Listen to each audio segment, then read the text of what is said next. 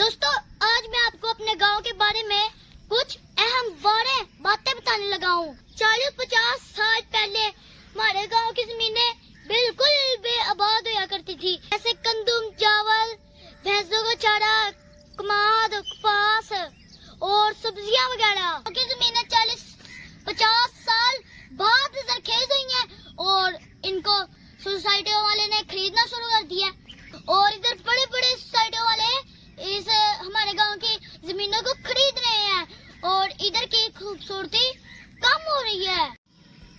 अस्सलाम वालेकुम दोस्तों, मैं हूँ आपका दोस्त इब्राहिम राजपूत। दोस्तों, आज मैं आपको अपने गांव के बारे में कुछ अहम बातें बताने लगा हूँ, तो आपने वीडियो को स्किप नहीं करना, पूरी देखनी है तो आपको बहुत मजा आएगा। आज से 40-50 साल पहले हमारे गांव की जमीनें बिल्कुल बेआबाद हुआ करती थी, कोई हरियाली नहीं थी और सारी जमीनें बंजर हुआ करती थी। तो हमारे गांव के बंदों ने मेहनत की, तो अब ये जो जमीनें है ना, ये बहुत ज्यादा सरखेज हो चुकी हैं।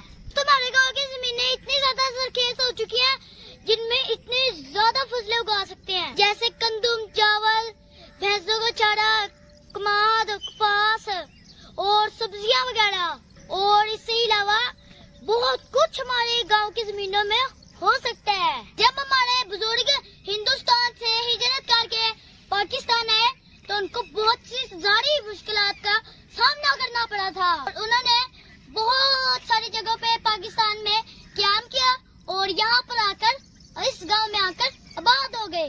अब अगर हमारी गांव की जमीनें 40-50 साल बाद सरखेज हुई हैं और इनको सोसाइटी वाले ने खरीदना शुरू कर दिया और इधर बड़े बड़े सोसाइटी वाले इस हमारे गांव की जमीनों को खरीद रहे हैं और इधर की खूबसूरती कम हो रही है। तो हुकूमत को चाहिए कि हाउसिंग सोसाइटी उस जगह भी बननी चाहिए जहां पर जमीनें सरखेज ना हो, क्योंकि अगर हाउसिंग स्कीमें फसलों के ऊपर बन गई तो खाने पीने की मुश्किलात आ जाएंगी पाकिस्तान में। तो हमारे हुक्मरानों को इस बारे में सोचना चाहिए। देखिए हमारा गांव कितना प्यारा है, तो जब इधर हाउसिंग सोसाइटी बन जाएगी तो ये खूबसूरत नहीं रहेगा। सारी तो हाउसिंग सोसाइटी जगह ले लेगी तो इधर खूबसूरती क्या रह जाएगी।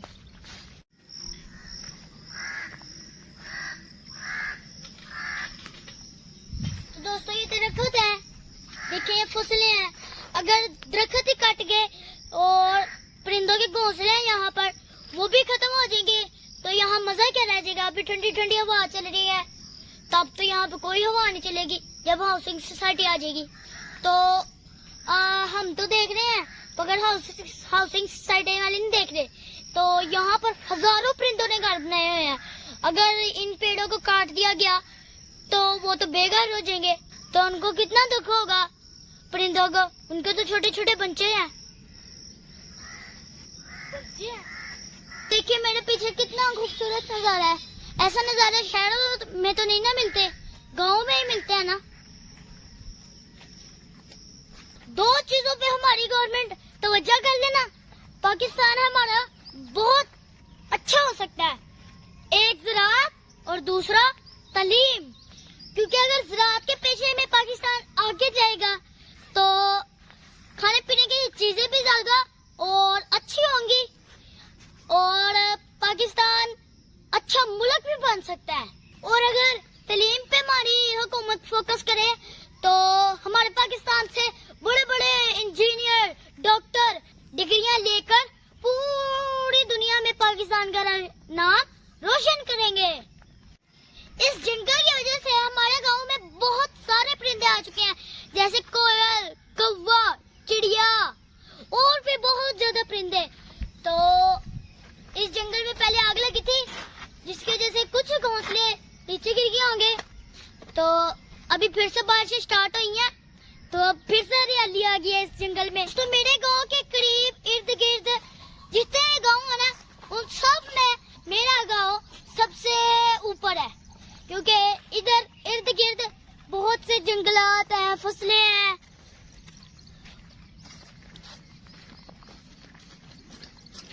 दोस्तों, शहरों में ना हमसाया हमसाये को ही नहीं जानता।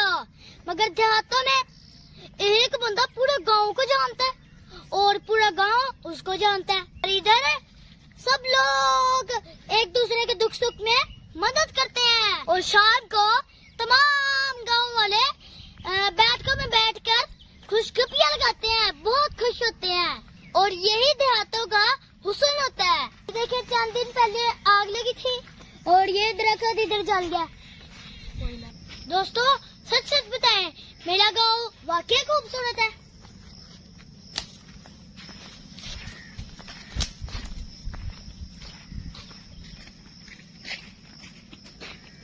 और इधर आगे तो मैं बहुत ज्यादा एंजॉय करता हूँ क्योंकि इधर बहुत प्यारी प्यारी सड़कें हैं।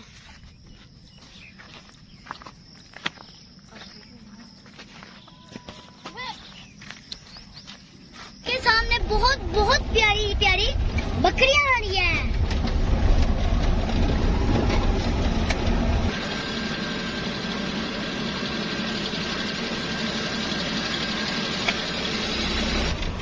ये राइट साइड में देखिए हमारे गांव का जंगल कितना प्यारा है। अल्लाह करे कि मेरा गांव यूं ही सरसब्ज रहे और खुश रहे मेरे गांव के लोग और आपस में प्यार मोहब्बत कायम रखें, आपस में लड़ना झगड़ना बंद कर दें क्योंकि